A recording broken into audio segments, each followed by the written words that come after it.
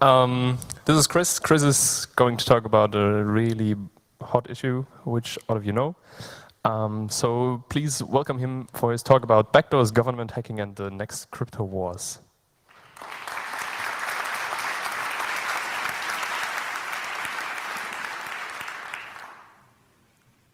Can I get the display?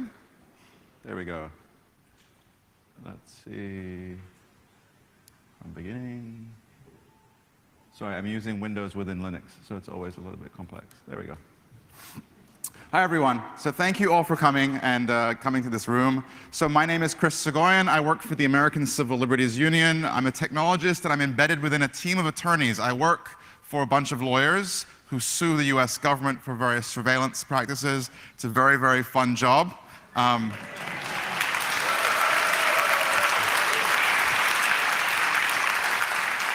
And I'll actually say, as much as I love the EFF, we were actually the first ones to sue over the latest surveillance program. We sued less than a week after Snowden's first revelations, and we have a lot more fun stuff coming. All right, so today I'm going to tell you a few stories. This is really about this is a history lesson. This is a history lesson and a story about today. Really what I'm going to explain is how the US government is adapting to changes in technology.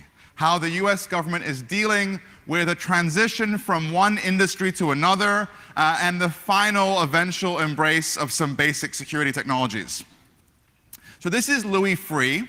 Louis Freeh was the director of the FBI during most of the 90s. And Louis Freeh testified several times before the US Congress complaining about the kind of technology that is near and dear to our hearts, encryption technology. So many of you may not remember, but for some period of time, for several years, for decades, cryptographic technology was regulated under export control rules. You were not permitted to export strong encryption from the United States, and so we had a system of good encryption for the Americans and shitty encryption for everyone else.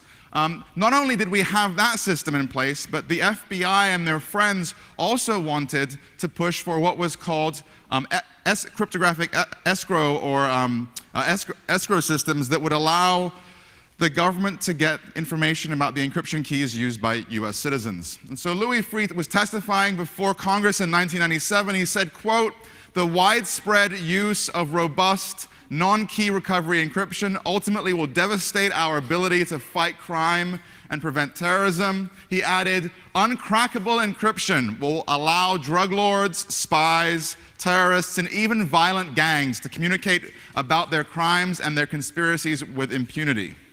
The way that Freeh portrayed encryption to Congress and to policymakers at that point, encryption was the devil's technology. Encryption was something that would allow really horrible things to happen.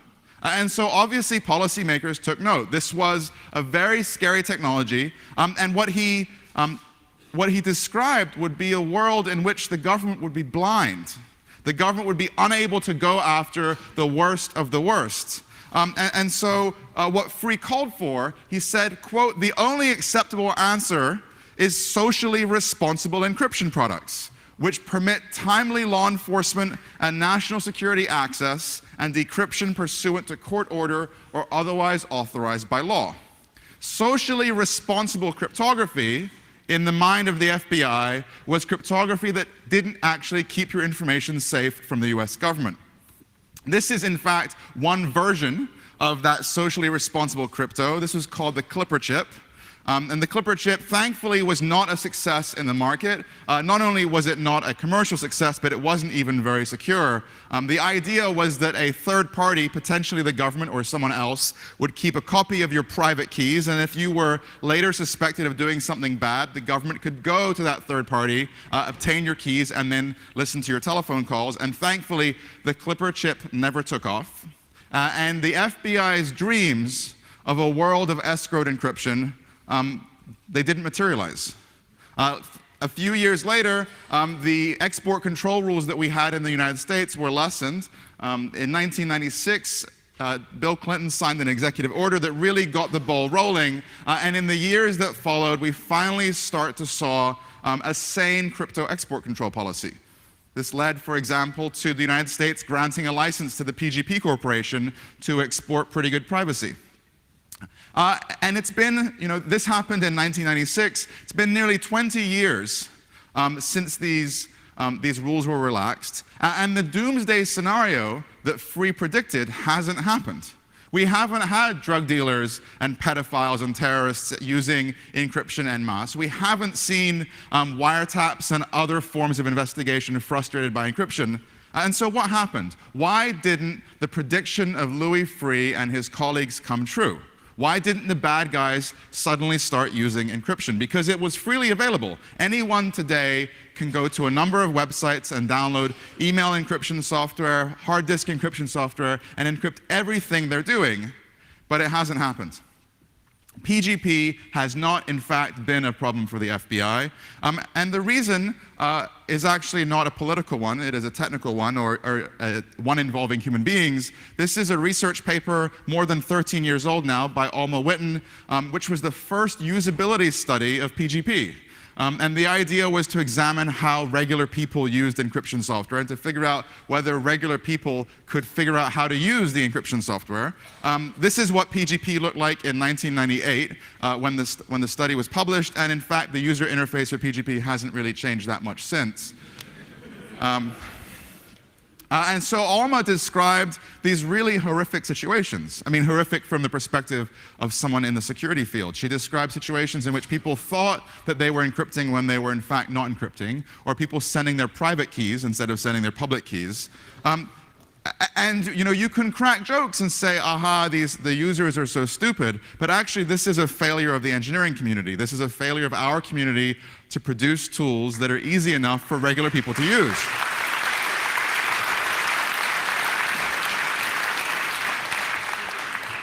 And things haven't changed. Glenn Greenwald tried to use PGP, failed to use PGP. Edward Snowden made a how-to video, and that still didn't help, and eventually someone had to help Greenwald out. And that's not to blame Glenn. I think Glenn's skills are probably about average for national security journalists. It's just these tools are really difficult to use, and we as a community haven't done enough. But so this is what has benefited the FBI. It has been the massive usability problems associated with encryption, and the fact that you have to go and download something. The fact that you have to take affirmative steps to get encryption software means that most people won't in fact use it, and so the FBI has been able to take advantage of this. As long as people are using the default tools and the default settings, the FBI wins when those defaults are not safe or secure.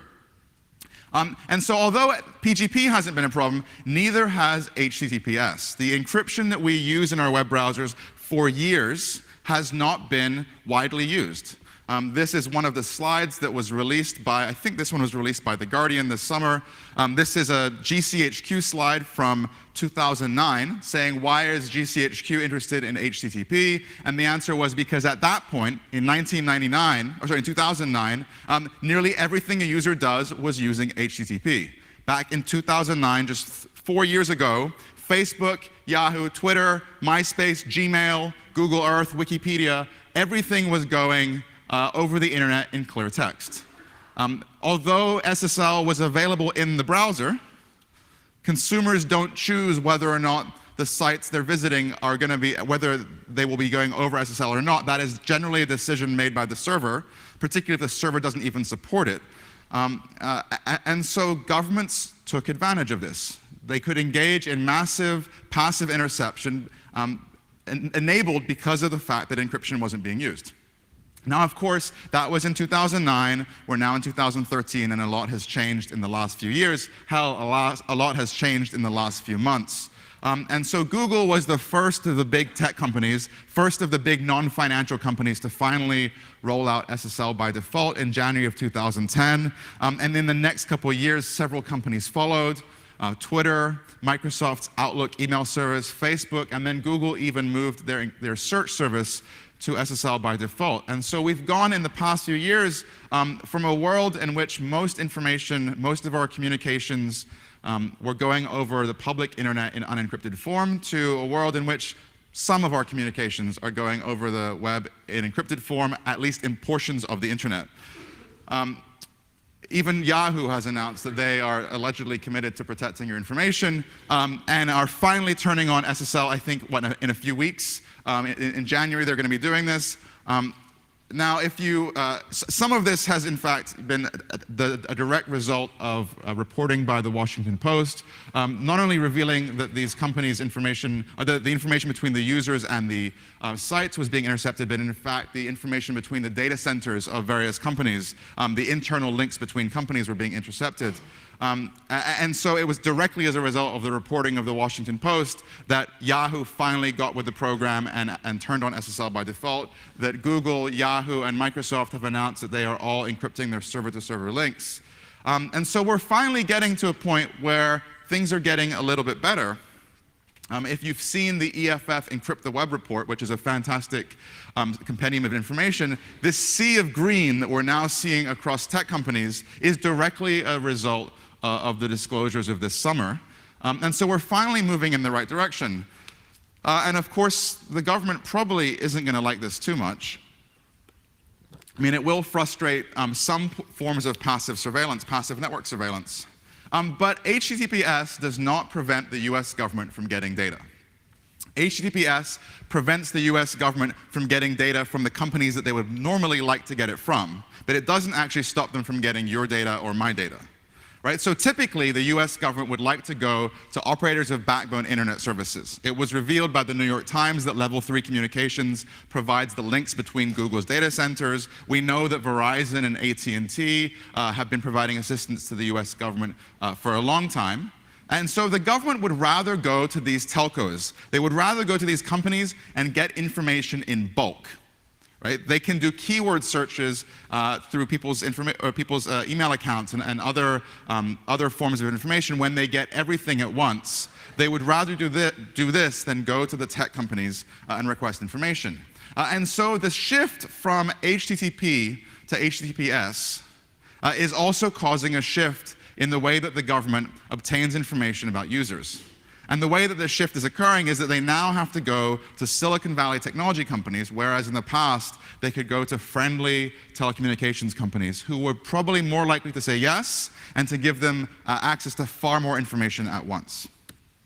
Right? And so what we've seen then, naturally, is the development of relationships between the Silicon Valley technology companies and the NSA. Now, PRISM, I think in some ways, people have gotten the wrong impression about this. These companies have been providing access to the US government long before they were listed on the PRISM slides. All US technology companies are required by law to respond to lawful requests. And the PRISM really is just about how are these requests processed and how is the information delivered to the government. But let's be sure, let's be clear, Google will respond to lawful requests from the Department of Justice. Facebook, Microsoft, Yahoo, all of these companies are required by law and will hand over data about their customers. What's happened though, what SSL or the use of transport encryption has done is it has moved the point of interception and has moved the bottleneck to the technology companies. The technology companies want to be the one place through which the government can spy on their users.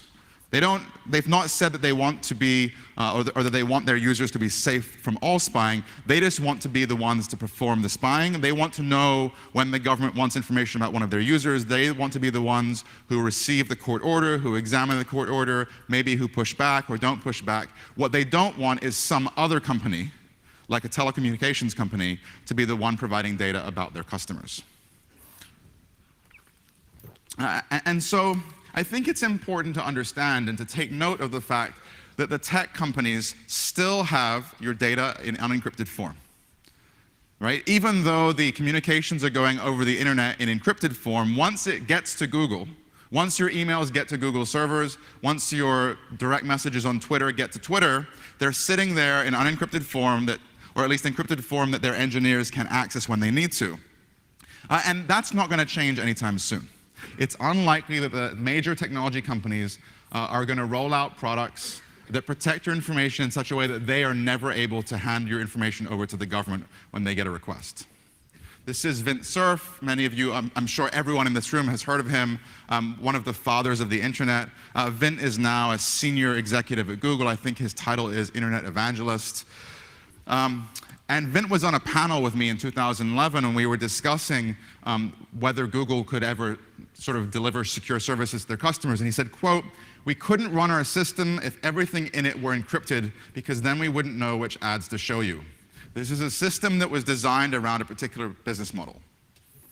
And I have to give Vint a lot of respect for being this open and this transparent. It's something, in fact, that many of his colleagues haven't done. But Google cannot deliver a service to you right now where Google is never going to be able to hand over your information to the government without shifting to a different business model. Google's advertising-supported business model requires that they see the contents of your emails. It requires that they know the web pages you're going to, and to move to a model where they don't know the contents of your emails, where they don't know where you're going on the web, and where they know nothing about you, will require that they give up the advertising revenue that they make right now.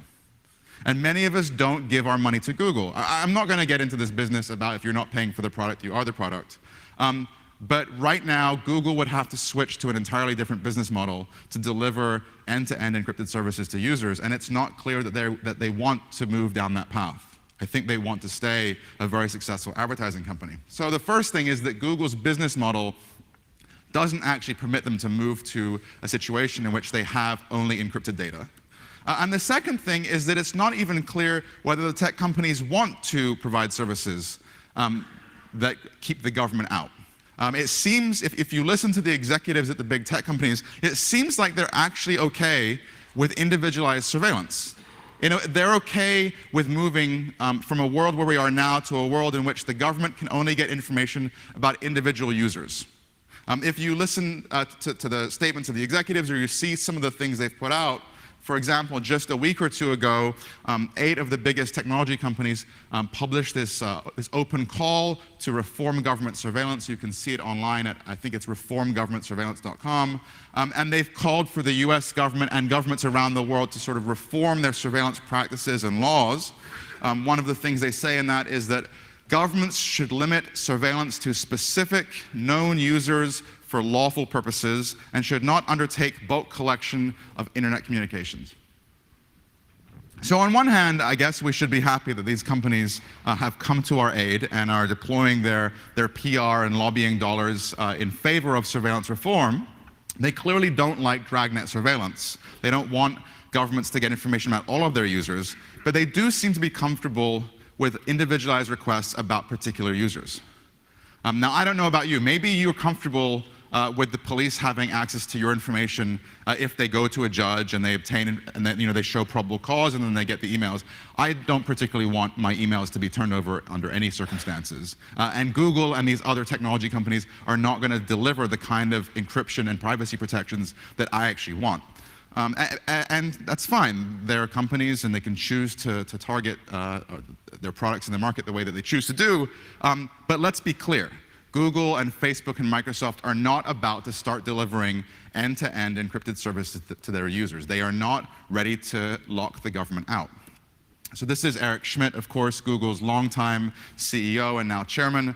And in 2009, Eric Schmidt was interviewed by public radio in the United States, and he was asked about surveillance. He said, he was asked about why Google keeps data about users. He said, quote, "The reason we keep search engine data for any length of time is, one, we need to make our algorithms better, but more importantly, there is a legitimate case of the government, or particularly the police function or so forth, wanting, with a federal subpoena and so forth, being able to get access to that information."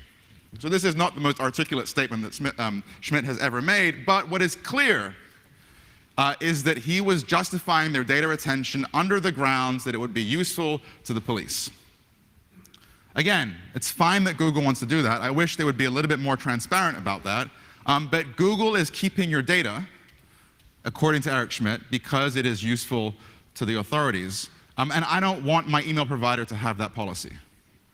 And if you want your email provider to not keep your data, then Google probably isn't going to be the right company for you either. So, the government, my government, has been concerned for years about the spread of encryption. They've been concerned about the spread of easy-to-use tools. And slowly, we are starting to get some form of encryption delivered to consumers and enabled by default. It's not keeping the government out, but it is limiting their ability to conduct bulk surveillance. And in some cases, sophisticated users who are using end-to-end encrypted services may, in fact, cause the government to not be able to perform intercepts. The FBI has a term for this. They have a term for this problem of not being able to spy on users anymore. They call it going dark. This is something they've been predicting for more than a decade. This is Valerie Caproni. She was, for a long, long time, the general counsel for the FBI, the FBI's top lawyer. Just in the last year or two, she left the FBI and is now a federal judge in New York. And so Valerie Caproni went to Congress to complain about this going dark problem. She complained about the world that the FBI was facing and the threat of these encryption technologies. She said, quote, "The FBI and other government agencies are facing a potentially widening gap between our legal authority to intercept electronic communications and our practical ability to actually intercept those communications." What she's saying here is that they can get an order from a judge to intercept someone's information, to tap a phone or to tap an instant message conversation. But once they have that court order, they're not actually able, in all circumstances, to actually tap the connection. Maybe the person is using some form of encrypted voice over IP or encrypted real-time text messaging. But she's saying that they get the court orders, but then cannot actually do the taps. And the solution that the FBI called for, the solution that the law enforcement community proposed, were legal backdoors. So what they wanted to do was to get expanded powers from Congress to be able to go to technology companies, to major technology companies, and force them to build in law enforcement interception interfaces into their products. These are the same kinds of interception features that the telecommunications companies already have. In the US, we have a law called CALEA, the Communications Assistance for Law Enforcement Act, and really what they wanted to do was to expand that to companies like Google and Facebook and Microsoft.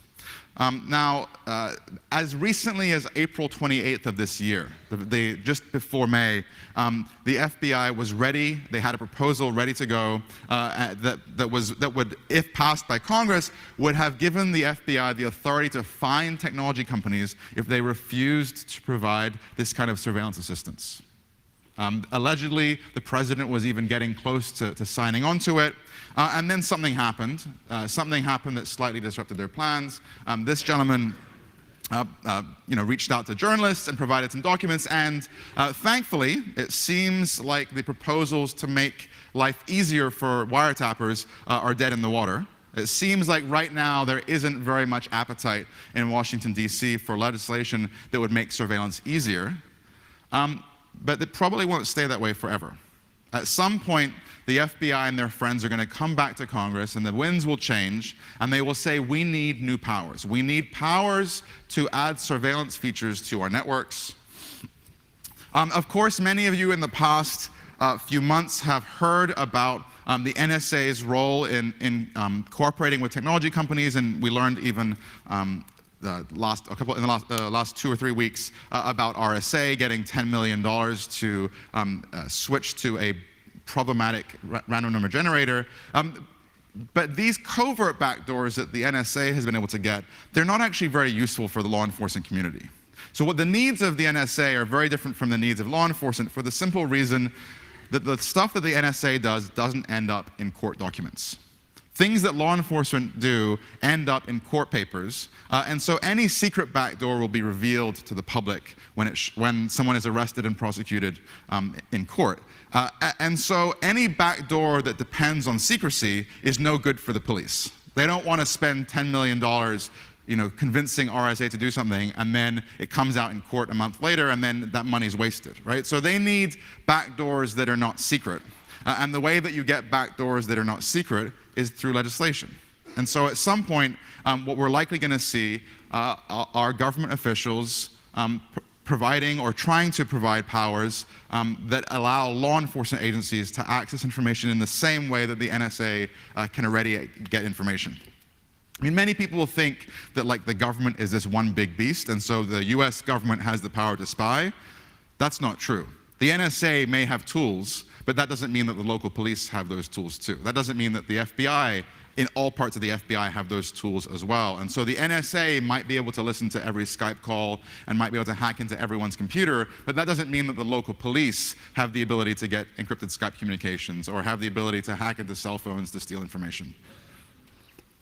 And probably what we're going to see is a call to give local police the same level of access that the NSA already enjoys. All right, so the backdoor thing isn't really working right now. Right? They're not able to convince Congress to give them these expanded powers. The companies, although they're willing to provide some assistance, may not be providing all the assistance that they want, and so law enforcement agencies have to go out and get it for themselves. And so the response has also been to use hacking technology. I don't know how many of you went and saw the excellent talk that was just 45 minutes ago by Claudio and Morgan on government hacking, but those two have really led our community in exposing the use of hacking technology by governments around the world. The two biggest players in the commercial malware market are the German company called Finfisher and an Italian company called Hacking Team. I'm not going to go into the details of this stuff too much because those two individuals have done such spectacular research on it. But I will just show you one cute thing about this. So this is Martin Monk, who is the CEO or managing director, I guess, he was Gamma and now Finfisher. I guess is he a big player in the German security scene?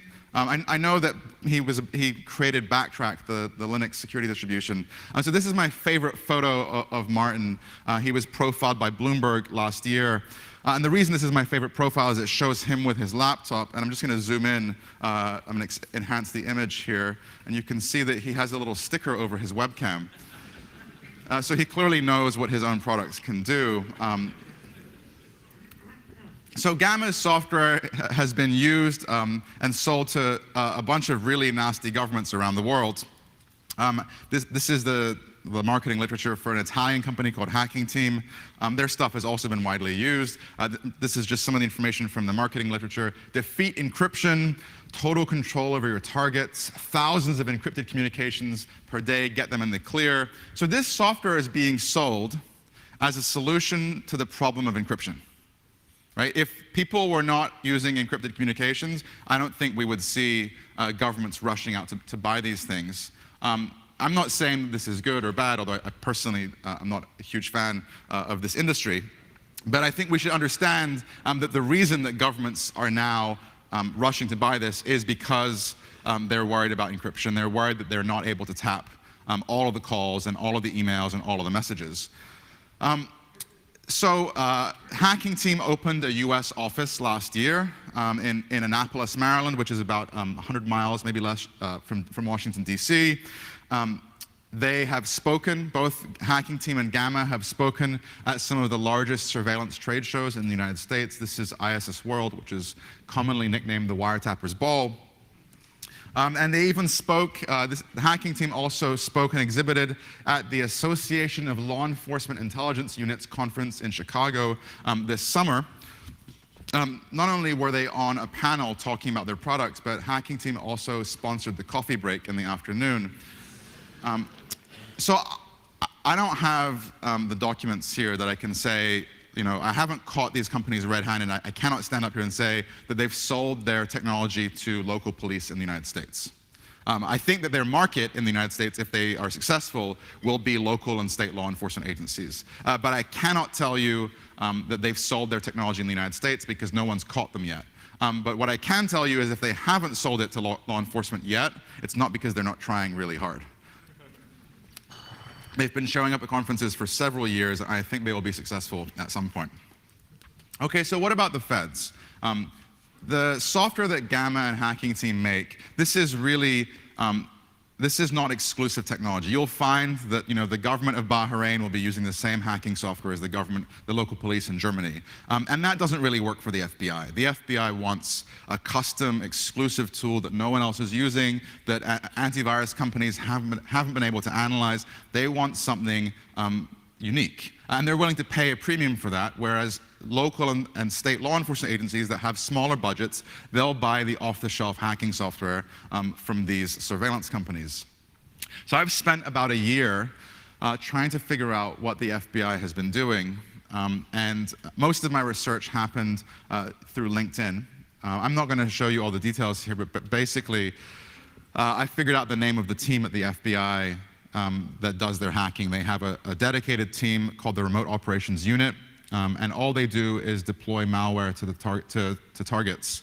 And I searched LinkedIn profiles using that term, and I found a bunch of former contractors who worked there, and that revealed the existence of the team and also some of the stuff that they do. I gave that information to the Wall Street Journal this summer, and they published a bunch of information. But before I describe that, let me just also say that this isn't really a secret.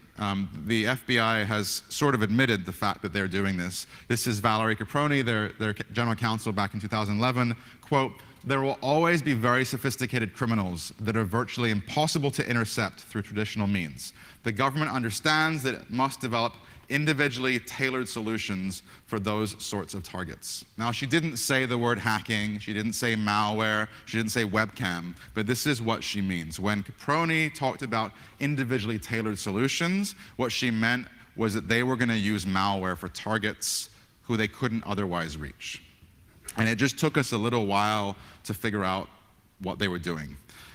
So the Wall Street Journal, based on some of my research and some research they then also did, was able to pin the FBI down and get a confirmation on the record that the FBI can remotely activate the microphones in telephones and in laptops without the user knowing. Then just a couple of weeks ago, the Washington Post did a follow-up revealing, quote, that the FBI has been able to covertly activate a computer's camera without triggering the light that lets the user know it's recording for several years. I personally think this is terrifying. I think it's terrifying that the government has this capability. I think it's terrifying that law enforcement agencies have known that our webcam lights are not reliable and haven't told us, because of course they're not the only ones doing this. There are other governments that have this capability. There are criminals who could have this capability. And so I think it's slightly scary that we have slipped into a world where the government is hacking into the computers of domestic targets without having an informed debate about it first. There have been no public congressional hearings about the use of hacking by law enforcement. This is something that just happened. There's been no explicit legislation that has been passed empowering this. They're using the existing authority they have to search people's homes or search their cars. It's the same kind of warrant that they get to search a house that they're now using to hack into a laptop and install this malware. Now there is a silver lining, at least for this community. The Wall Street Journal also revealed that the FBI doesn't really like to use these tools when investigating hackers because they're worried that their tools will be discovered and then won't be useful anymore. So I guess congratulations, you're safe.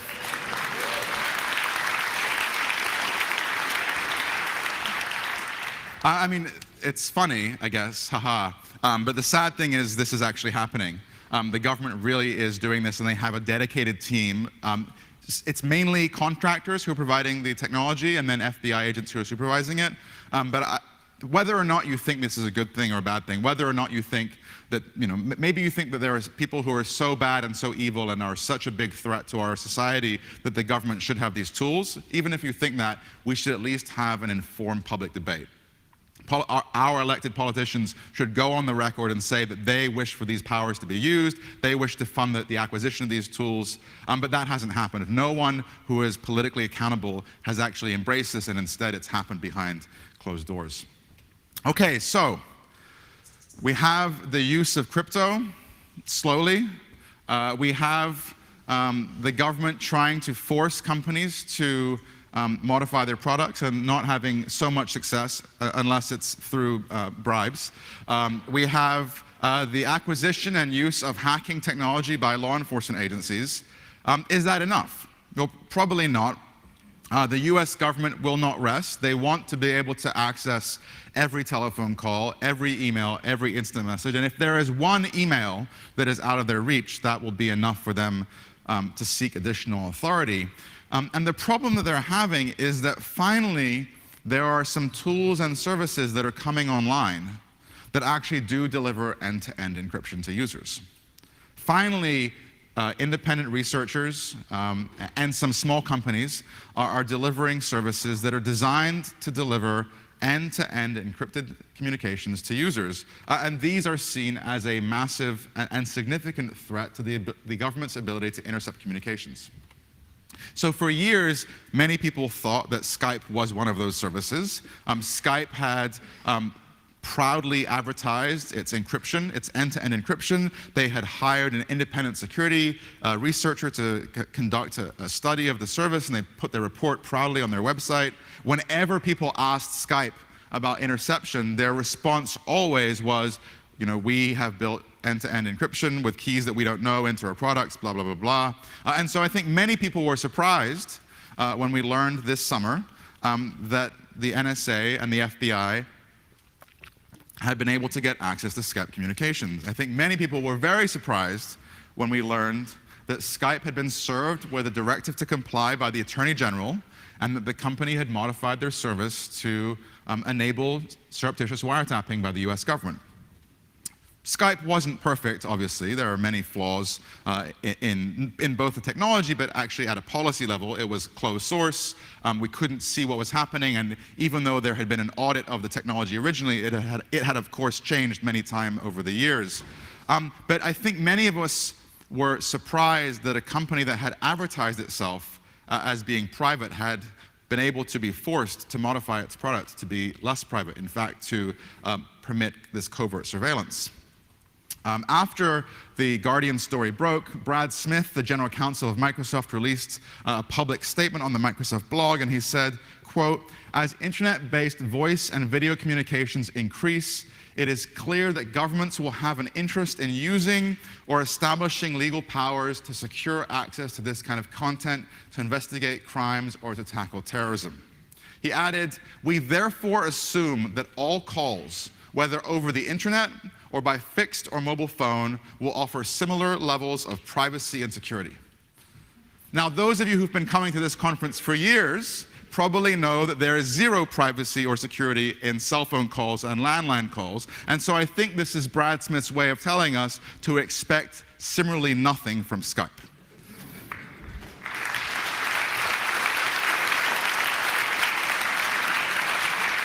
But look, Microsoft paid an awful lot of money for Skype. This is a service that has a huge number of users. Many of us, I think, probably still have Skype on our handsets, and it's now embedded within various other Microsoft products. And I think it should be troubling that this top executive at this company has basically said, don't rely on us for any kind of security.